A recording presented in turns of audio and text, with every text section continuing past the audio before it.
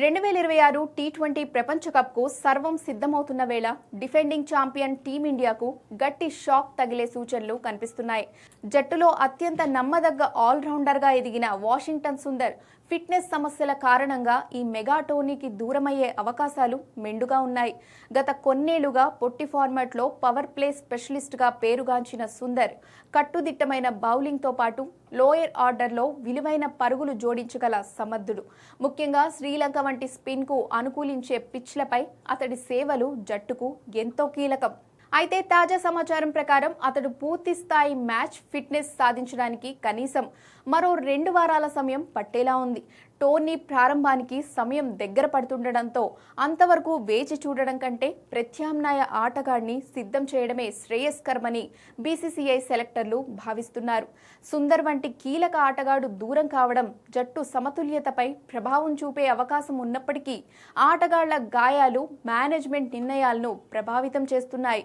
ఈ క్రమంలోనే సుందర్ స్థానాన్ని భర్తీ చేయగల సమర్థుడైన ఆటగాడి కోసం అన్వేషణ మొదలైంది. వాషింగ్టన్ సుందర్ స్థానంలో అస్సాం యువ సంచలనం రియాన్ పరాగ్ను జట్టులోకి తీసుకునే దిశగా సెలక్షన్ కమిటీ సీరియస్ ప్రయత్నాలు చేస్తోంది. గత ఐపీఎల్ సీజన్తో పాటు దేశవాళీ క్రికెట్లో పరాగ్ చూపిన అసాధారణ ఫామ్ అతన్ని రేసులో ముందుంచింది.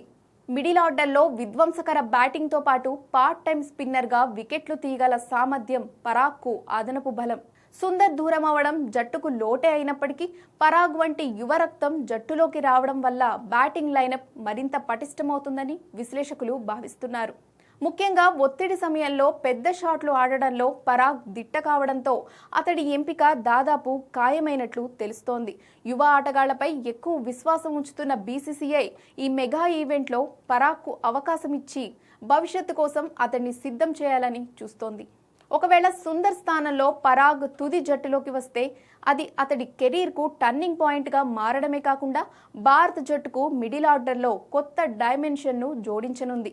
ఈ మార్పుపై అధికారిక ప్రకటన వెలువడాల్సి ఉన్నప్పటికీ టీమిండియా శిబిరంలో మాత్రం ఈ కొత్త సమీకరణాలపై తీవ్రమైన కసరత్తు జరుగుతోంది.